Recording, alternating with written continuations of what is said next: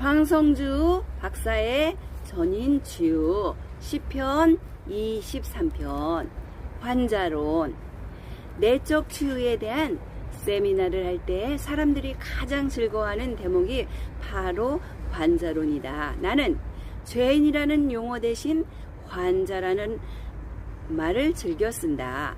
죄인이라는 말은 어쩐지 심판적 의미를 떠올리고 환자라는 말은 치유의 의미를 떠올린다. 같은 대상을 지칭하면서도 그 뉘앙스가 다르다.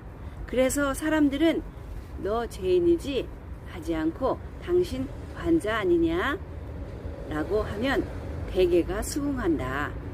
신체적으로도 온전한 사람이 없지만 인격적, 도덕적으로야 말할 나이가 없다. 우리 모두는 다 전인격적으로 왜곡된 환자이다. 배우자를 지칭할 때 우리 부부 사이에 가장 많이 사용하는 말은 이상한 사람, 이상한 양반이라는 말이다. 살아보니 정상이 아니라는 결론이다. 어떤 훌륭한 인격의 소유자도 3일만 같이 살아보면 비정상적인 면이 보이기 시작할 것이다. 그래서 우리 모두는 치유받아야 할 존재이다. 왜 우리는 쉽게 상처를 받는가? 그 이유는 인간은 정상으로 보기 때문이다. 모든 인간은 다 환자요 치료의 대상이다. 인간은 기대의 대상이 아니고 사랑의 대상일 뿐이다. 목사님이나 영적 지도자를 보는 시각도 마찬가지이다. 그들도 치유의 대상이지 정상인이 아니다. 보통 사람들보다 치유의 과정이 먼저 시작되었을 뿐이다. 많이 치유된 사람과 조금 치유된 사람이 있을 뿐이지 모두가 하나님의 시각으로 보면 환자일 뿐이다. 부모님께서 상처받는 이유도 마찬가지다. 목사님 환자, 장로님 환자, 집사님 환자, 어머니 환자, 남편 환자, 예쁜 환자, 어린 환자, 겸손한 환자 모두가 환자임을 알라. 그들을 정상인으로 보면 상처를 받는다. 모든 인간의 갈등과 분쟁은 인간에 대한 이해의 부족에서 온다. 모든 인간은 비정상적이며 죄성이 이기심을 가지고 있다는 것을 인정하고 나면 갈등이 줄어든다. 서로가 환자임을 인정하고 서로 불쌍히 여기는 자세가 필요하다. 자의 집착으로부터 자유로운 비결은 성경적인 관점으로 나를 보는 것이다. 기도할 때는 죽을 수밖에 없는 이 죄인이라고 하면서 막상 다른 사람이 나를 죽일 놈이라고 하면 그 상처와 분노로 인해 잠을 못 잔다. 나를 환자로 보라. 치료의 대상으로 보라. 자기 비하의 열등감에서 자유하는 비결은 성경적 인간관을 갖는 것이다. 나를 사랑받아야 할 긍휼의 대상으로 보라. 신경질을 많이 내는 나 자신을 환자 중 환자로 보라. 나를 있는 그대로 100% 수용하라. 나를 변화시키려고 노력하지 말라. 그냥 나를 받아들이고 무조건적인 주님의 은혜에 몸을 담그라. 주님이 주도하시는 치유의 과정에 나를 맡기라. 그런데 사람들은 환자라는 지적에 대한 동의할 뿐 아니라 모든 사람이 다 환자라는 사실에 큰 위로를 받는 것 같다. 사람마다 불편한 관계를 가지고 산다. 나를 괴롭히는 사람으로 인해 의기소침한 경우가 많다. 대인 과정의 치유의 비결도 의외로 단순하다. 성경적 관점에서 인간을 보면 스스로 치유되는 경우가 많다. 다른 사람을 가해자로 보지 말고 피해자로 보라. 내가 그에게 상처를 입은 것처럼 그도 누군가에게 상처 입은 사람이다. 나에게 상처를 준 사람은 더 큰 상처를 입고 신음하는 사람이다. 객관적 시각으로 그를 보라. 불쌍히 여기라. 놀라운 사실은 생각이 바뀌면 감정도 변한다는 것이다. 이 시각이 훈련되면 어느덧 그를 사랑하고 있음을 깨닫게 된다. 환자는 치료의 대상이지 비난의 대상이 아니다. 나를 포함해 이웃에게 상처를 줄 정도라면 얼마나 병든 존재인지를 따져보라. 얼마나 왜곡된 환경에서 자랐을까를 생각해 보라. 얼마나 많은 사람에게 상처를 받았을까를 상상해 보라. 그를 환자로 보면 모든 문제가 쉽게 풀린다. 나 자신을 볼 때도 상처받은 것만 생각하지 말고 얼마나 많은 사람에게 상처를 주었는가를 따져보라. 나 자신이 환자이면서 동시에 가해자였음을 왜 모르는가? 죄는 하지 말라는 것을 하는 정도가 아니다. 의의 길을 가지 않는 것이 죄의 본질이다. 죄인을 사랑하지 않는 것이 가장 큰 죄임을 알아야 한다.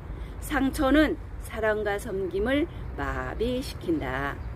상처가 많은 자는 의의 길을 갈 수 없다. 상처 문제를 해결해야 주님의 말씀대로 적극적인 순종의 삶을 살 수 있다.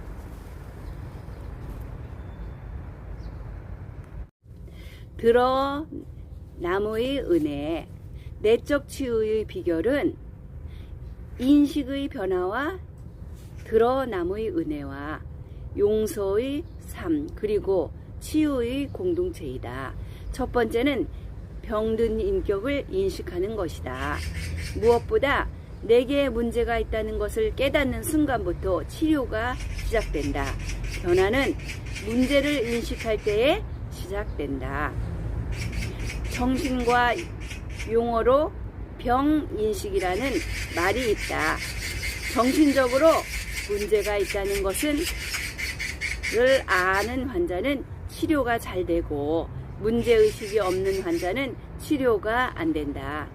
영적으로도 마찬가지이다. 우리는 하나님을 떠나 전인격적으로 왜곡된 존재이다.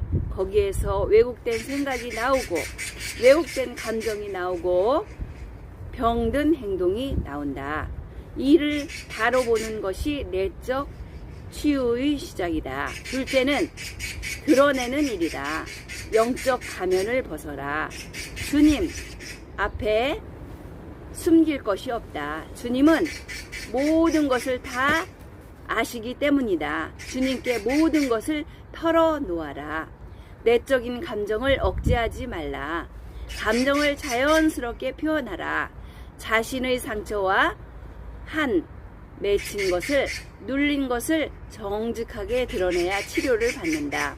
물론 여기에는 치유적 환경이 필요하다. 마음을 터놓고 대화할 수 있는 한 사람만 있어도 치유가 된다. 드러내는 과정이 처음에는 고통스러울 수 있다. 필요하면 정면 대결을 하라.